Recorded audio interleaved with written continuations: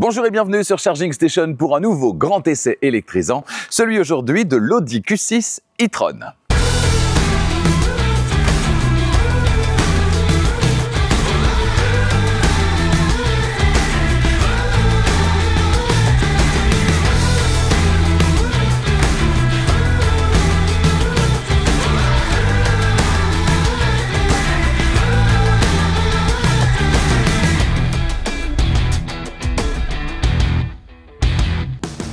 Cet essai vous est proposé par Arval, solution de leasing pour professionnels et particuliers, et Autoscout24, la plus grande plateforme en ligne de voitures neuves et d'occasion en Europe.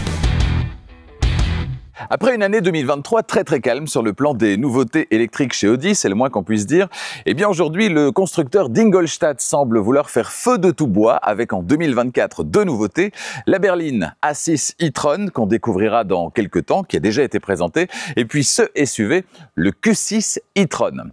Nouvelle plateforme, nouvelle batterie, nouveau moteur, ce Q6 qui se place très logiquement dans la gamme entre le Q4 et le Q8 n'a d'un point de vue technique strictement rien à voir avec ses deux frères. Il est en fait le premier modèle de la gamme Audi. Le deuxième, ce sera la A6 e-tron, à reposer sur la toute nouvelle plateforme PPE qu'il partage avec son cousin technique, le Porsche Macan.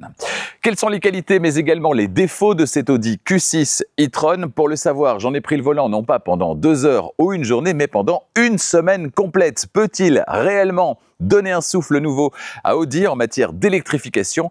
Eh bien, toutes les réponses aux questions que vous vous posez se trouvent certainement dans cet essai.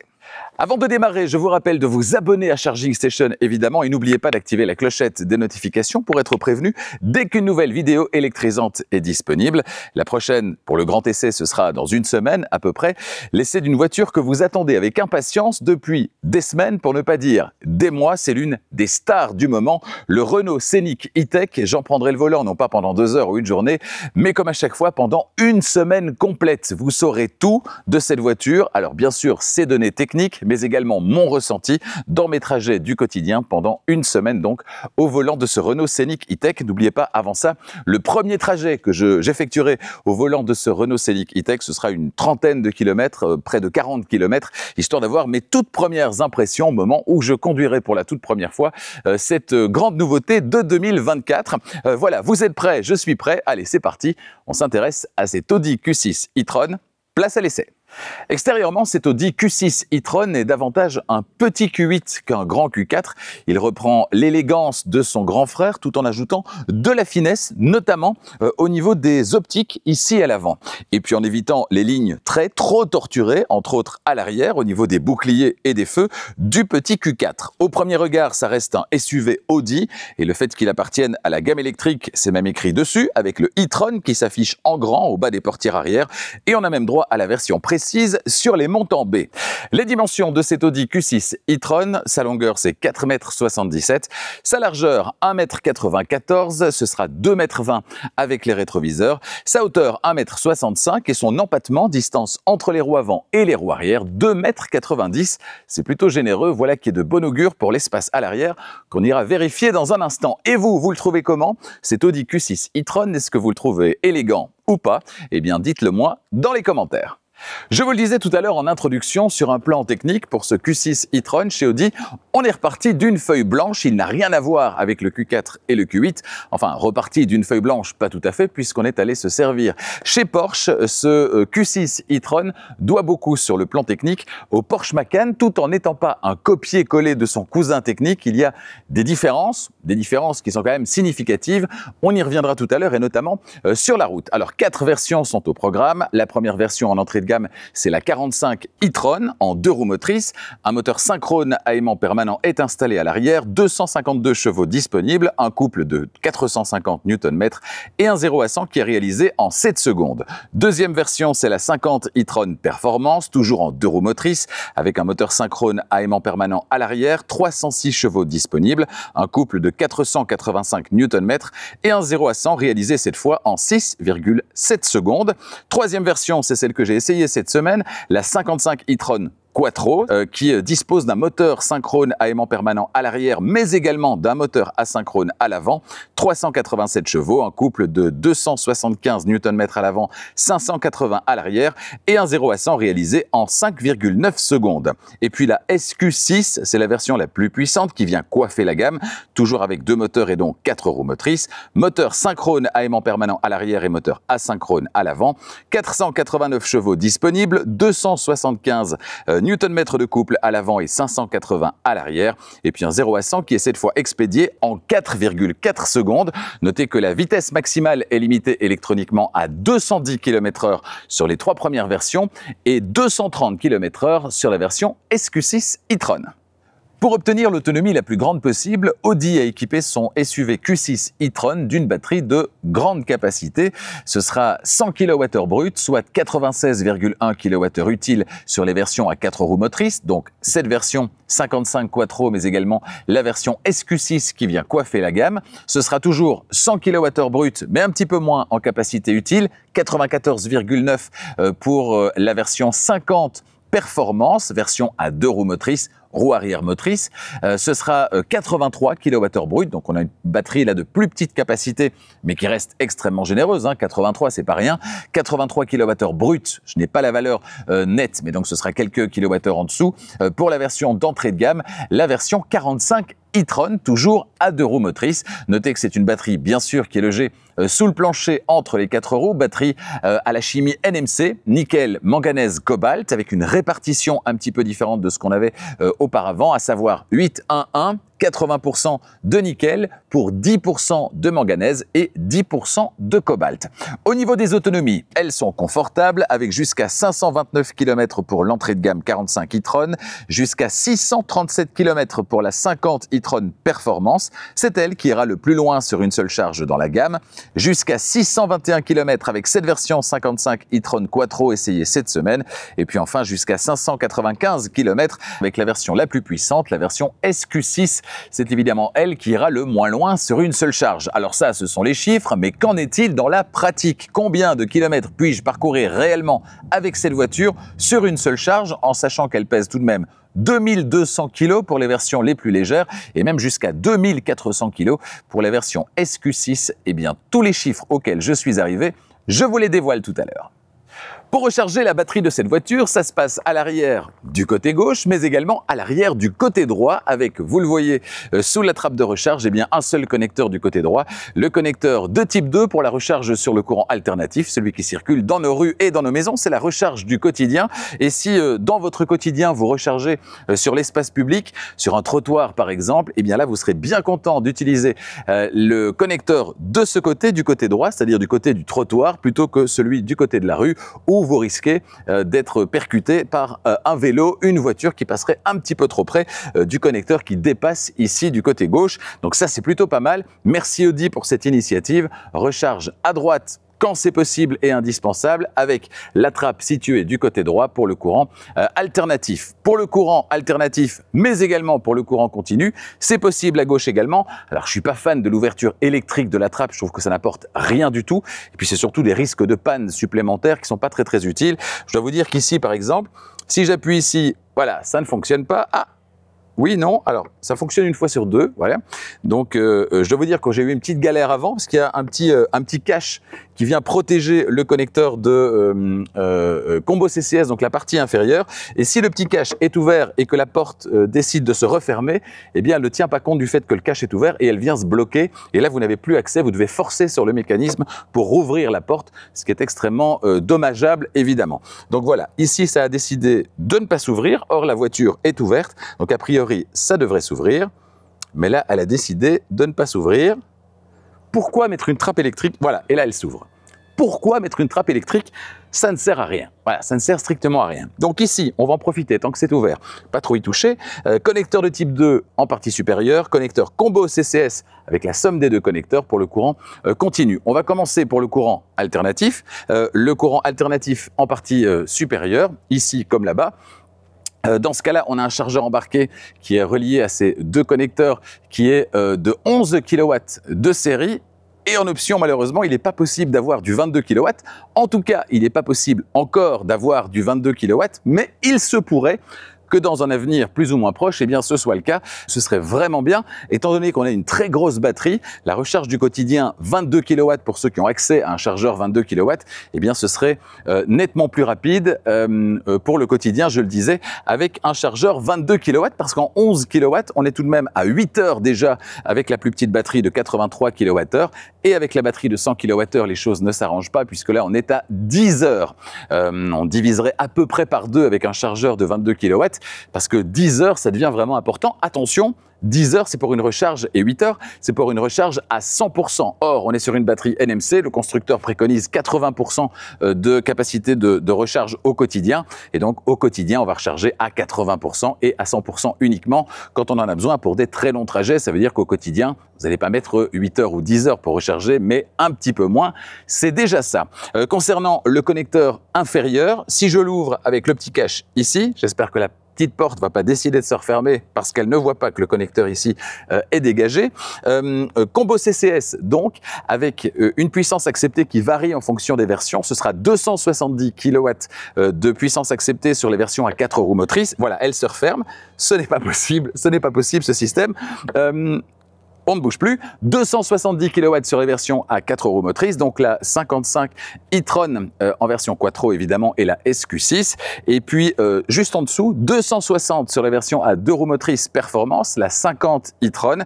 Et en dessous encore, 225 kW sur la version équipée de la plus petite batterie, la 45 e-tron, 225 kW, ça reste confortable. Et dans tous les cas, vous allez mettre 20 minutes. 20 minutes, c'est très très peu pour recharger à 80% la batterie de votre Q6 e-tron grâce évidemment à la technologie 800 volts. Avec 526 litres, banquette arrière en place, donc en configuration 5 places, et jusqu'à 1529 litres de volume de chargement, eh bien on peut le dire, la capacité de chargement de ce Q6 e-tron, elle est plutôt généreuse. L'ouverture est électrique sur un coffre qui est de capacité généreuse et en plus qui réserve pas mal de belles petites surprises. Alors tout d'abord, on a la tablette ici, tablette qui est souple, que vous allez pouvoir ranger sous le plancher du coffre si vous ne l'utilisez pas, c'est toujours sympa. À gauche et à droite, on a la même chose, à savoir une lampe à chaque fois.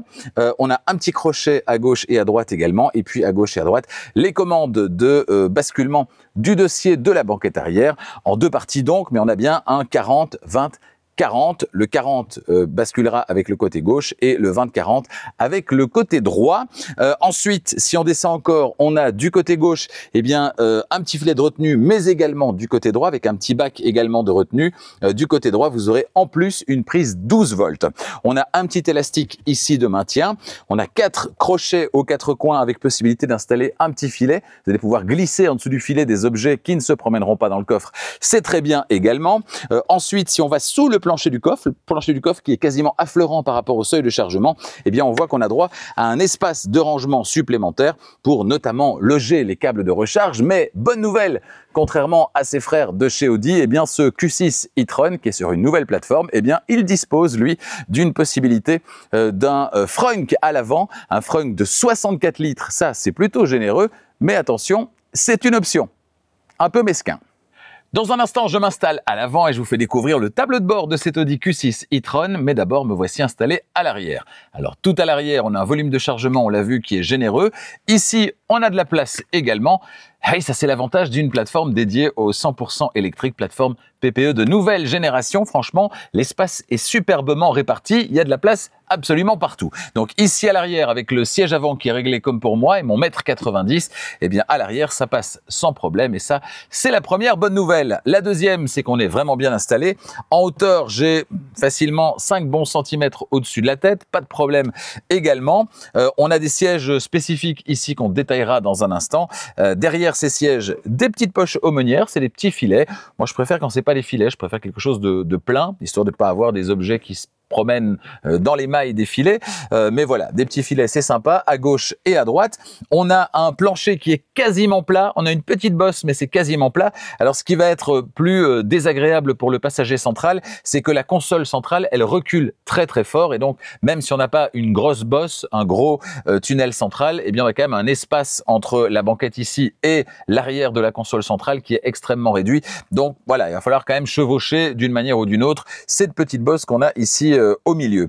On a ensuite les ouïes d'aération en partie supérieure à l'arrière de la console centrale, un petit peu plus bas les réglages de température et les sièges chauffants, et puis en partie inférieure, on a les deux prises USB-C. Alors d'ici, là où je suis, je ne les vois pas, elles sont vraiment cachées, elles sont tout en bas.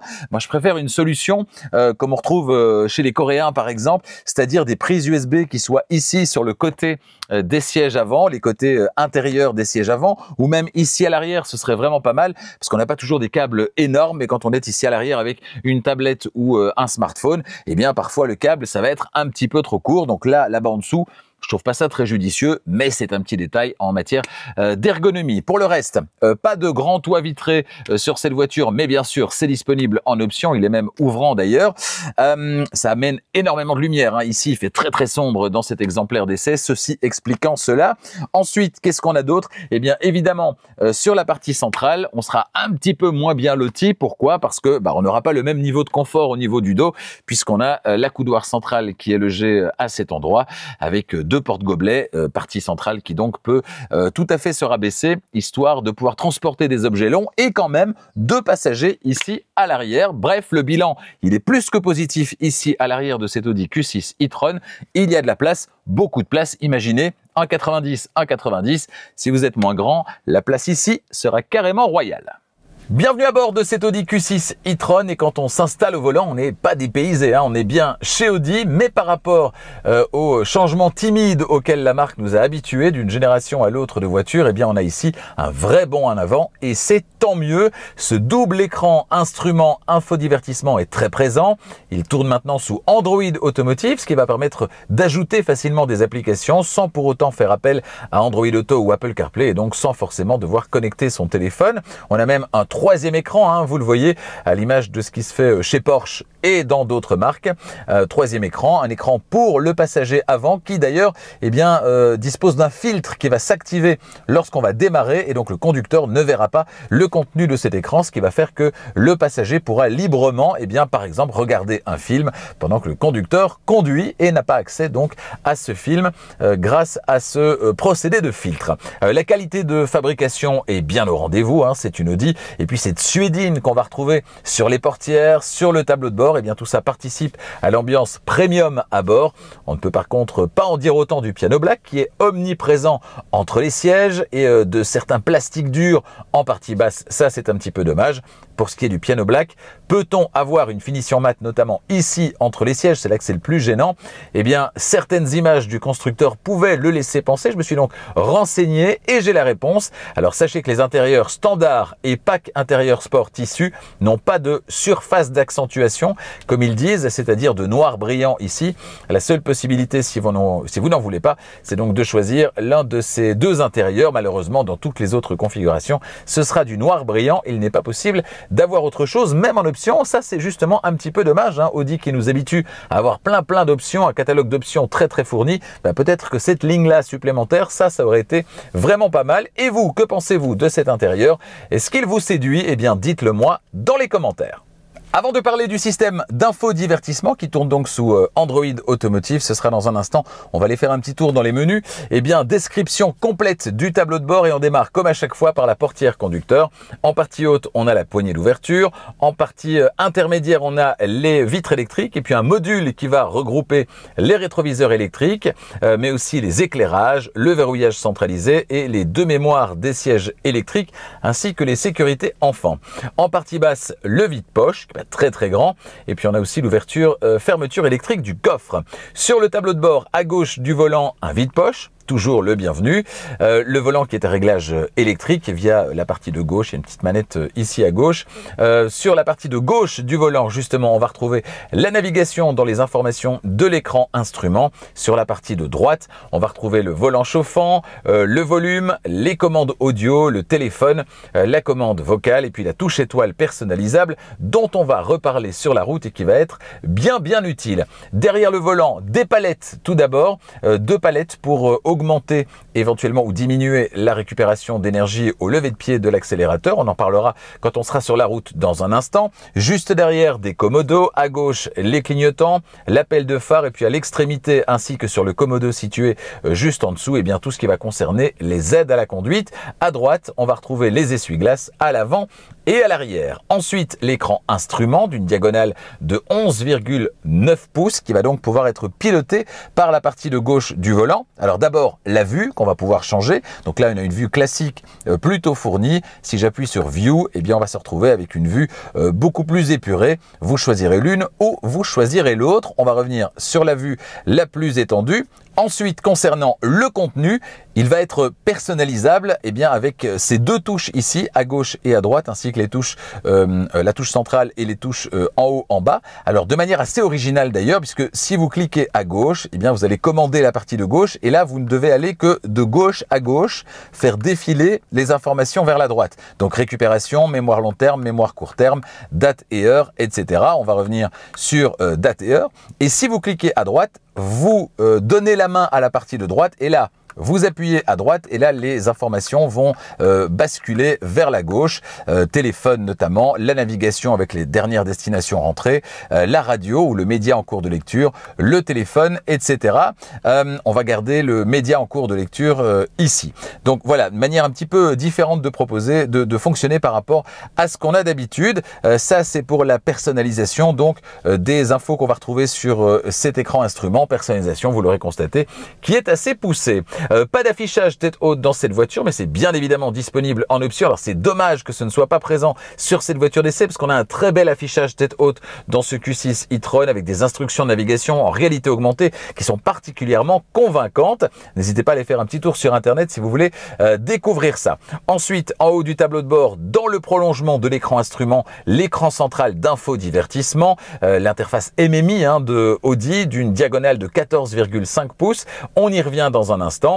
En partie inférieure de cet écran, toujours visible les commandes de climatisation et les sièges chauffants. On a ensuite deux buses de ventilation et juste en dessous deux prises USB-C ainsi qu'une prise 12 volts. Plus bas, un vide-poche ouvert qui comprend une zone de recharge par induction. En partie arrière, vous ne pourrez donc pas consulter ce qui se passe sur votre téléphone pendant que vous conduisez et pendant qu'il sera en train de recharger. Mais c'est pas bien grave, étant donné qu'on a Android Automotive, on a plein d'applications qui vont se trouver sur l'écran d'infodivertissement. On n'a pas besoin de son téléphone en conduisant. La console centrale avec une première ligne sur laquelle on va retrouver le bouton de démarrage, sur lequel on reviendra dans un instant d'ailleurs. Il n'est pas toujours utile, le bouton de démarrage, et c'est une bonne chose. Le sélecteur de mode de conduite, les feux de détresse, la désactivation du contrôle de stabilité et puis les commandes audio, parmi lesquelles le volume, évidemment, un bouton rotatif.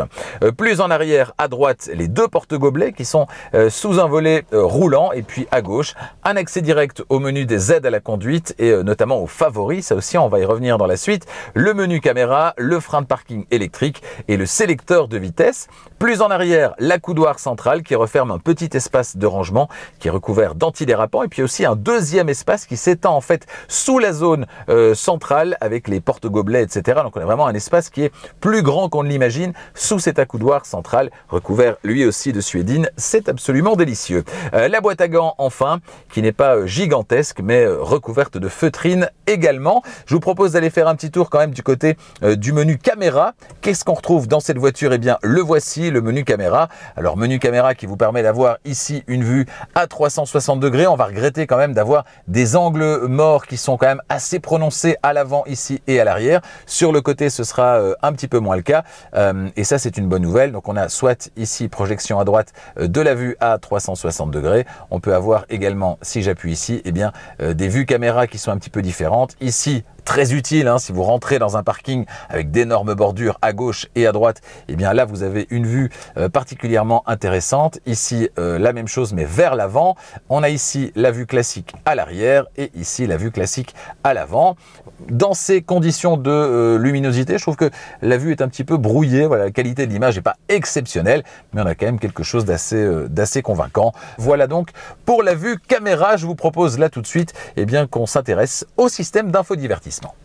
Avant de partir sur la route, quelques mots à propos du système d'infodivertissement qui tourne, je l'ai dit, sous Android Automotive. Ça va permettre quoi? Eh bien, d'intégrer des applications, vos applications préférées, directement à l'écran d'infodivertissement sans passer forcément par votre téléphone et la duplication de votre téléphone sur l'écran d'infodivertissement, donc Apple CarPlay ou Android Auto. Vous pourrez directement mettre vos applications ici et vous passer de votre téléphone tout en utilisant de manière confortable vos applications préférées, que ce soit de musique, de navigation, etc. Alors ici, sur cet écran, on a toujours en partie inférieure, eh bien, les infos les commandes de climatisation. On a les sièges chauffants également et j'imagine que si on a l'option siège ventilé, ça doit sans doute se trouver juste à côté. Si vous les avez ou avez déjà vus, vous pouvez peut-être me le confirmer. On a ensuite différentes pages. Première page, deuxième page et une page à gauche ici concernant justement la possibilité de faire appel à l'assistant vocal. Sur ces différentes pages qu'on va pouvoir organiser comme on le souhaite différentes informations. Ici par exemple, on a un onglet recharge, le drive select, ici la radio, ici on a de nouveau mais la radio en compagnie de la navigation et ici je le disais la partie liée à l'assistant vocal. Ici à gauche vous le voyez, un petit menu qui est toujours disponible avec la petite touche maison pour revenir ici, directement l'accès à toutes les applications ici. Vous voyez, le design il est très épuré, c'est très joli. Les applications que sont classiquement la navigation, la radio, téléphone, Android et Apple CarPlay, les infos liées au véhicule, la recharge, le store, c'est là que vous allez aller chercher des applications. Alors malheureusement, il n'y en a aucune vraiment d'installée sur cette voiture et je ne peux pas me rendre dans le store étant donné que j'ai pas la bonne clé de configuration. Comme c'est une voiture d'essai, voilà, c'est pas possible avec ce compte. Et ça, c'est un petit peu dommage parce que je peux pas vous montrer du coup. Les aides au conducteur, alors on peut y aller par ici, on peut y aller également via le petit bouton qui se trouve sur la console centrale, tout près du frein de parking. On l'a vu tout à l'heure. Ensuite, on a ici la connectivité, la commande vocale, etc. Ici, le profil Charging Station qui est intégré pour l'instant, qui est actif pour l'instant et qui va permettre évidemment, quand vous avez un profil, d'avoir des réglages spécifiques à ce profil quand il y a plusieurs utilisateurs dans la même voiture. Ça, c'est vraiment pratique. Je peux tirer un menu depuis la gauche ici également et avoir pas mal de choses. L'ouverture de la trappe de recharge à gauche ou à droite, gestionnaire de connexion également. Ici, la luminosité au niveau de l'intérieur. Ici, pas mal de choses, hein, le maintien dans la voie, le Bluetooth, etc. Toutes ces choses que vous allez pouvoir directement modifier, auxquelles vous allez pouvoir accéder très facilement. Ça, c'est vraiment très sympa de les avoir ici. Moi, j'aime bien quand il y a plusieurs menus comme ça qui sont disponibles, qui peuvent apparaître à gauche, en haut, en bas, etc. Pourquoi? Parce qu'on se fait tous ces repères et certains vont préférer, par exemple, utiliser une commande physique, d'autres une commande qui va arriver par un menu comme celui-ci, par exemple. Voilà, chacun va utiliser le raccourci, la commande qu'il souhaite là où elle se trouve. Et ça, c'est vraiment sympa d'en avoir plusieurs qui sont disponibles.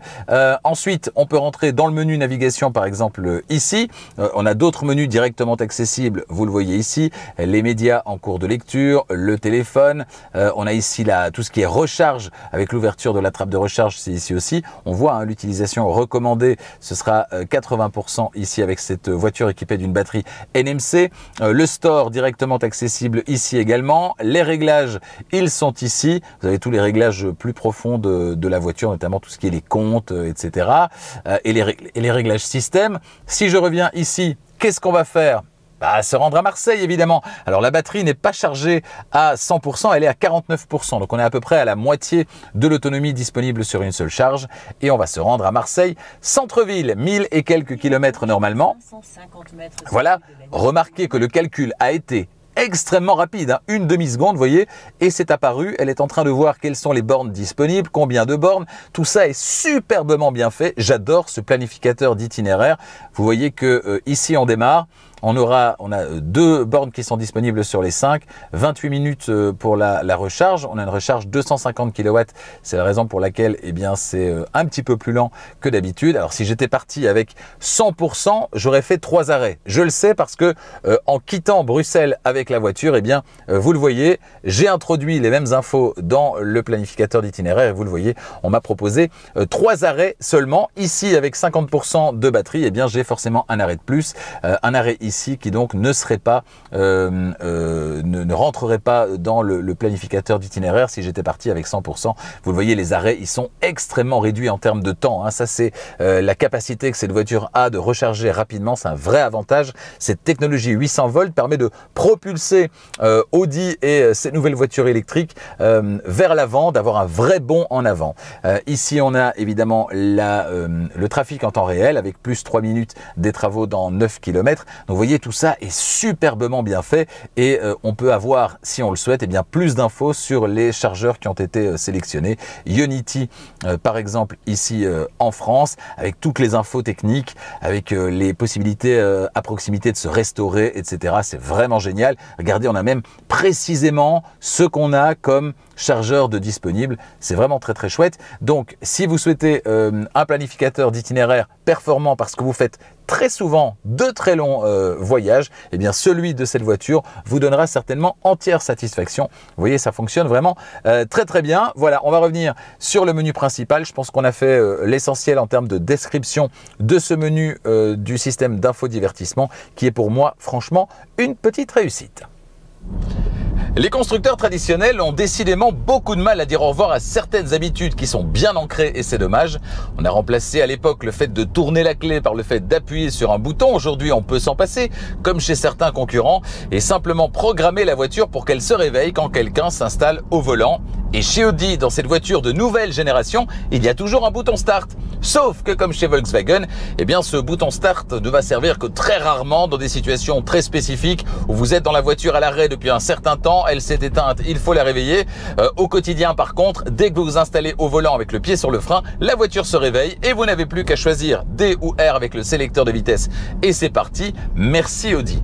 Une fois qu'on est en mouvement, on a bien le sentiment d'être à bord d'un véhicule qui est assez massif. Le silence à basse vitesse est appréciable et on sent qu'au niveau des suspensions, eh bien c'est clairement le comportement qui a été privilégié.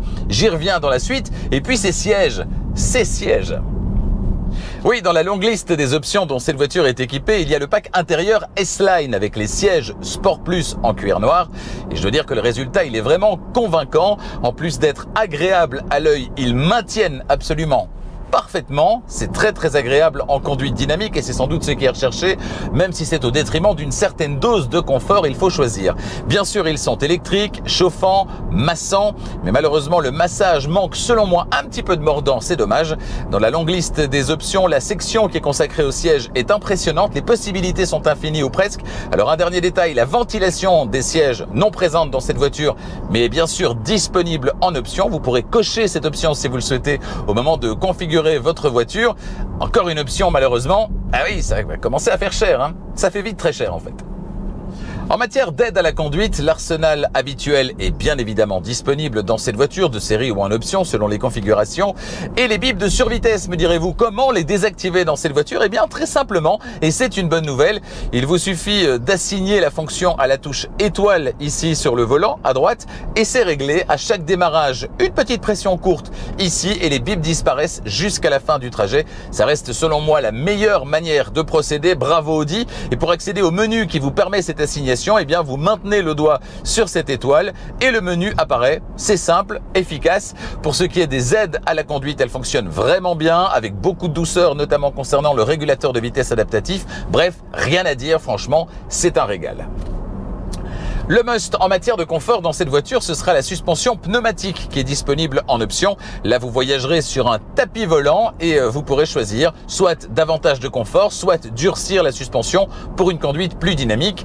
Mais si vous vous contentez de la suspension proposée de série ou si vous optez pour la suspension Sport S, eh bien comme je le disais dans la vidéo premier trajet, vous sentirez que l'accent a davantage été mis sur l'expérience de conduite au détriment peut-être d'une certaine dose de confort. Alors non pas que ce Q6 soit inconfortable, mais indiscutablement, sans la suspension pilotée en mode confort, ce sera évidemment plutôt ferme. Pour le reste, orientation conduite oblige, et même si ça reste une voiture lourde, eh bien ce Q6 il est très plaisant à conduire. En plus d'être vif, il est bien campé sur ses 4 roues. Les différents modes de conduite sont efficiency, confort et dynamique, c'est-à-dire éco, normal et sport. Puis il y a 2 modes spécifiques qui sont individuels pour agir sur les différents paramètres individuellement selon vos goûts. Et puis Off-Road Plus qui, attention, va désactiver l'ESC, le contrôle de la stabilité. C'est une voiture d'essai en matière de gestion des bruits. Elle dispose de tout un arsenal anti-bruit aérodynamique et de roulement destiné à vous faire voyager en silence évidemment. Alors dans les faits, cette voiture d'essai étant équipée de grandes jantes de 21 pouces, on n'évitera pas quelques bruits de roulement, un effet de résonance également qui est assez désagréable sur certains revêtements d'autoroute dégradés, mais au final, bon, rassurez-vous, rien de dramatique. Et puis si pour vous le confort acoustique est important, privilégiez des jantes et pneus standards, en plus de ménager vos oreilles et votre portefeuille, eh bien, elles vous permettront également d'aller un petit peu plus loin sur une seule charge. C'est toujours ça de gagner. Vous pouvez également disposer en option d'un vitrage acoustique latéral. Lui aussi vous permettra de voyager dans davantage de silence. Et puis pour les mélomanes, sachez qu'un système audio haute performance avec enceinte dans les appuis-têtes, s'il vous plaît, est disponible en option. Ce système Bang & Olufsen à 16 haut-parleurs de 830 watts est équipé également d'un système d'adaptation du son au bruit de fond. Bah tiens, justement, du son toujours avec un son artificiel d'accompagnement qui est disponible à partir de la finition S-Line. Alors vous savez ce que j'en pense, hein, je suis pas fan. J'ai essayé, alors j'ai trouvé ça moins pénible que chez BMW, mais je ne suis toujours pas convaincu et je préfère donc toujours m'en passer et voyager dans le silence le plus total ou le plus de silence possible, comme vous voulez. La charge tractable sur ce Q6, eh bien, elle est plutôt impressionnante. Sachez que si la charge est freinée, vous pourrez monter jusqu'à 2 tonnes sur les versions à 2 roues motrices et même 2,4 tonnes sur les versions à 4 roues motrices comme cette voiture d'essai. Si la remorque n'est pas freinée, évidemment, ce sera juste la norme, c'est-à-dire 750 kg. Le diamètre de braquage revendiqué par ce Q6, c'est 12,1 mètres. Dans la pratique, je n'ai jamais eu cette semaine la sensation de conduire un tank. Bien au contraire d'ailleurs, j'ai été régulièrement positivement surpris par le diamètre de braquage qui était chaque fois un petit peu plus court que ce que j'imaginais. Et puis le système de caméra à 360 degrés dont cette voiture d'essai est équipée, on l'a vu tout à l'heure, eh bien c'est un parfait coéquipier quand il s'agit de manœuvrer dans des espaces plus exigus, dans des parkings ou plus globalement en milieu urbain. Contrairement à son cousin technique, le Porsche Macan, eh bien ce Q6 d'Audi propose bien, lui, la possibilité de conduire avec une seule pédale. Et le calibrage du système, il est vraiment excellent. Vous l'avez peut-être vu d'ailleurs dans la vidéo premier trajet. Pour en profiter, vous basculez simplement en mode B avec le sélecteur de vitesse, B comme brake. Il faudra donc envoyer 2 fois au démarrage le sélecteur vers l'arrière, puisque systématiquement, une fois, ce sera le mode D. Dommage qu'on ne puisse pas choisir d'inverser, faire du mode B le mode par défaut dans le système d'infodivertissement, ce serait pas mal. Si vous préférez récupérer plus ou moins en fonction des conditions de conduite, agir vous-même en permanence sur la récupération d'énergie lorsque vous levez le pied de l'accélérateur, eh bien là, restez en mode D et utilisez les palettes derrière le volant. Ces palettes, elles vont permettre de récupérer plus ou moins l'énergie lorsque vous levez le pied de l'accélérateur. Il y a 3 niveaux. Il y a le niveau par défaut qui est faible, ou bien 2 niveaux plus intenses, moyen et plus élevé. Voilà, c'est pour ceux qui aiment moduler en permanence la récupération d'énergie. Franchement, moi, c'est pas mon cas. J'adore le mode B, donc je reste en mode B en permanence et j'aimerais bien qu'il puisse être activé avec un seul basculement du sélecteur de vitesse vers l'arrière au lieu de 2. Ce serait pas mal. Ce serait juste une petite ligne à rajouter dans les menus. Il y en a déjà beaucoup des lignes. Juste une de plus. Allez. L'éclairage, c'est un peu la spécialité d'Audi avec des innovations toujours plus nombreuses en la matière. Dans cette voiture d'essai, on a droit à ce qui se fait de mieux actuellement, à savoir des phares LED matriciels évidemment, mais avec une particularité supplémentaire, celle de proposer 8 signatures lumineuses différentes accessibles depuis l'écran d'infodivertissement. Alors, ça ne sert à rien, on ne va pas se cacher, mais ça permet tout de même de personnaliser ce que la voiture va renvoyer un petit peu à l'image d'un bijou qu'on va décider de porter ou pas et qui va donc donner une image un petit peu différente, une petite coquetterie en somme. Sinon, sur le plan purement technique, ces phares fonctionnent évidemment très bien. Tout est automatique, allumage, extinction également d'une partie du faisceau lumineux pour ne pas éblouir ceux que vous suivez ou ceux que vous croisez. C'est le principe des feux matriciels. Il n'y a rien à faire si ce n'est profiter du surcroît de sécurité apporté par ces feux matriciels qui permettent donc de garder en permanence un éclairage optimal. Moi, le numéro 6, bah, je le trouve pas mal. Voilà, je garde celui-là. Allez, adjugé vendu. L'autonomie théorique de cette voiture sur une seule charge, c'est jusqu'à 621 km en cycle mixte norme WLTP avec cette version 55 Quattro. J'ai opté la plupart du temps pour une conduite tranquille, comme à chaque fois, tout en conduisant de temps à autre de manière plus dynamique. Et cette semaine, il a fait entre 20 et 35 degrés au thermomètre. Sur l'ensemble du test, j'ai parcouru un petit peu moins de 600 km et je suis arrivé à une moyenne de 19,5 kWh au 100. Avec cette semaine, 60% des parcours, un petit peu moins que d'habitude, 60% des parcours sur autoroute et avec au moins 2 trajets par jour de 50 km, mes trajets domicile-travail du quotidien. Alors selon mes conditions de circulation de cette semaine, donc avec autoroute à 60% et avec les conditions météo plutôt favorables de cette semaine, eh bien je vais pouvoir parcourir près de 500 km réels sur une seule charge avec cette voiture. C'est un très bon résultat, surtout quand on se souvient de la consommation très élevée du Q8 et de celle gargantuesque du SQ8 et même avec le Q4 à peu près dans les mêmes conditions, mais avec une batterie beaucoup moins grosse. J'étais arrivé à une moyenne de 20 kWh au 100, mais avec une autonomie bien inférieure.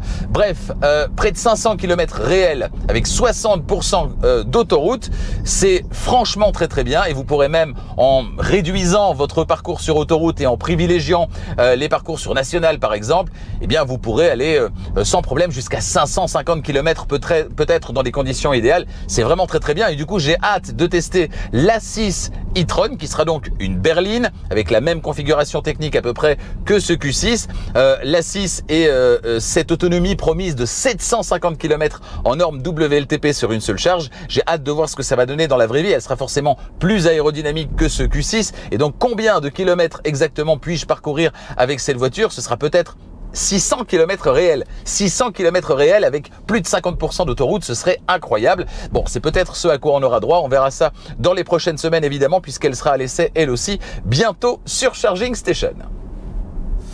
On se retrouve à l'extérieur pour parler du prix de cet Audi Q6 e-tron en Belgique, en France et en Suisse. On va démarrer par la Belgique. En Belgique, vous devrez débourser au minimum 64 650 € pour vous offrir une Q6 e-tron. Ce sera l'entrée de gamme 45. Comptez 69 300 € pour la version 50 Performance, 75 900 € pour celle que vous avez sous les yeux, la 55 Quattro, et 96 150 € pour la SQ6, le tout hors option évidemment. En France, les prix sont compris entre 77 400 € pour la version 50 Performance et 99 870 € pour la version SQ6. La version d'entrée de gamme 45 n'était pas encore présente dans le configurateur en ligne au moment de boucler cet essai. En Suisse, enfin, vous débourserez entre 79 900 francs et 101 300 francs pour vous offrir un Q6 e-tron. Là aussi, pas encore de modèle d'entrée de gamme 45 au moment de boucler cet essai. Concernant les options, elles sont évidemment nombreuses. Chez Audi, malheureusement, cet exemplaire d'essai est équipé de plus de 30 000 € d'options et elles sont loin d'y être toutes, ce qui porte la facture à plus de 107 000 €. Surfez vous aussi sur le site internet d'Audi qui correspond à votre pays, configurez votre Q6 e-tron idéal et déterminez votre prix. Toujours concernant le prix, Arval, partenaire de Charging Station, vous propose des solutions de leasing, de location longue durée pour les entreprises, mais également pour les particuliers. Et ça, c'est plus récent. Pour les entreprises, c'est le leasing opérationnel qu'on connaît depuis un certain temps avec tous les avantages qui sont liés. Le fait d'avoir une déductibilité, bien évidemment, une gestion simplifiée du parc automobile et puis également une seule mensualité et tout qui est inclus. Et ça aussi, c'est un avantage qu'on va avoir pour le private lease, c'est-à-dire à destination des particuliers. Vous payez la même mensualité du premier au dernier mois. Il n'y a pas de surprise. Tous les mois, c'est le même budget voiture. Il n'y a pas des mois où vous allez devoir débourser 100, 200, 300, 400, 500 € de plus, ou peut-être plus d'ailleurs, pour changer les pneus, passer la voiture à l'entretien ou encore payer l'assurance. Non, tout ça est inclus dans la formule de private lease. Vous payez la même mensualité du premier au dernier mois et à la fin, vous rendez les clés et la voiture et vous n'avez à vous soucier de rien et notamment de combien vaudra cette voiture, comme n'importe quelle autre voiture électrique d'aujourd'hui, dans 3 ans, 4 ans ou 5 ans. Les prix auront évolué, les autonomies auront évolué. La voiture électrique de 2027-28 n'est pas celle de 2024. Autant vous dire que le risque, vous ne le prenez pas avec une formule de leasing, c'est la société de leasing qui prend le risque, pas vous. Autant de bonnes raisons d'aller sur le site internet d'Arval qui correspond à votre pays pour demander une offre de prix pour cette voiture ou n'importe quelle autre. Votre prochaine voiture, vous la voulez tout de suite ou peut-être en avez-vous besoin tout de suite pour des raisons professionnelles par exemple? Eh bien dans ce cas-là, allez faire un tour sur Autoscout24. C'est la plus grande plateforme de vente de voitures en ligne en Europe. Autoscout24, partenaire de Charging Station, qui vous propose plus de 100 000 voitures actuellement. Alors bien sûr, il y a des voitures d'occasion, des voitures très récentes et même des voitures neuves. Et parmi toutes ces voitures, de plus en plus de voitures électrifiées, voire 100% électriques. Votre prochaine voiture se trouve donc peut-être déjà sur Autoscout24 et est donc disponible immédiatement. Pour effectuer une recherche, c'est très simple, vous remplissez les différents champs et plus vous aurez une recherche qui est précise, plus vous aurez des résultats qui collent directement à ce que vous recherchez. Faites le test et vous verrez. Et puis Autoscout24, c'est également une application, l'application Autoscout24 qui va vous permettre d'avoir au creux de la main les mêmes possibilités de recherche sur votre smartphone que ce que vous pouvez effectuer avec un ordinateur. Et donc très simplement, où que vous soyez, quand vous le souhaitez, vous allez pouvoir rechercher votre prochaine voiture. Rendez-vous donc sur autoscout24.be pour la Belgique, autoscout24.fr pour la France. En conclusion, oui, sur un plan technologique, ce Q6 e-tron est une vraie réussite. C'est une excellente voiture électrique. Il dispose d'une autonomie généreuse, recharge vite, propose une vraie conduite à une pédale. Son planificateur d'itinéraire est convaincant et sa consommation relativement maîtrisée pour un véhicule aussi gros et aussi lourd. Ses petits défauts, ils sont à aller chercher du côté du choix des matériaux à l'intérieur, pas toujours très flatteur, même si les assemblages, eux, sont de qualité. Les boutons sur le volant aussi font un petit peu cheap quand on s'en sert. Bref, des détails. Ce qui est le plus important, c'est qu'avec cette voiture, Audi est clairement de retour dans la course à l'électrification avec une excellente voiture électrique qui donne envie d'en prendre le volant et de prendre le volant également de sa déclinaison berline, la 6 e-tron. Ce sera donc pour dans quelques semaines. J'ai déjà hâte. À bientôt sur Charging Station pour d'autres essais électrisants. Le prochain, je vous l'ai dit, très attendu, ce sera la semaine prochaine, direction la France avec chez Renault, le Renault Scénic E-Tech 100% électrique. Durant les prochaines semaines, d'autres essais très attendus. On ira chez Mini, on a déjà essayé le nouveau Mini Countryman électrique. Et bien là, ce sera la Mini Cooper, la Mini classique. J'en prendrai le volant là aussi pendant une semaine. Chez Xpeng également, les Chinois de Xpeng qui débarquent en Europe actuellement avec de très bons produits, notamment en matière de vitesse de recharge. Et bien là, ce sera le G9. On ira ensuite chez Volkswagen. On a déjà essayé la Volkswagen ID.7. Et bien là, ce sera sa déclinaison break. Il commence à y avoir pas mal de breaks électriques sur le marché et ça fait plaisir. Ce sera l'ID7 Tourer. Ensuite, plus tard, on ira chez Polestar. On attend avec impatience la Polestar 4. Là, ce sera l'essai de la Polestar 3. Un 3 toujours, mais chez Citroën cette fois. L'essai de la Citroën IC3 que vous avez déjà découverte sur Charging Station en statique. Là, ce sera le grand essai d'une semaine. Grand commun, un monstre. Ce sera chez Mercedes, le nouveau Mercedes Classe G en version 100% électrique. Celui qui tourne sur place, ça aussi, je vous l'avais fait découvrir il y a quelques semaines, ça arrive. Pour toutes ces nouveautés et tous ces essais, n'oubliez pas de vous abonner à Charging Station et activer la clochette des notifications pour être prévenu dès qu'une nouvelle vidéo électrisante est disponible. Merci de votre fidélité. N'hésitez pas, si vous avez aimé cet essai, à mettre un petit pouce. Ça aide énormément à pouvoir diffuser plus largement cet essai. N'hésitez pas à le partager également sur vos réseaux. Ça fait toujours plaisir. Et puis un petit commentaire est toujours le bienvenu également. Là aussi, ça fait plaisir. Merci d'être fidèle à Charging Station et à la semaine prochaine.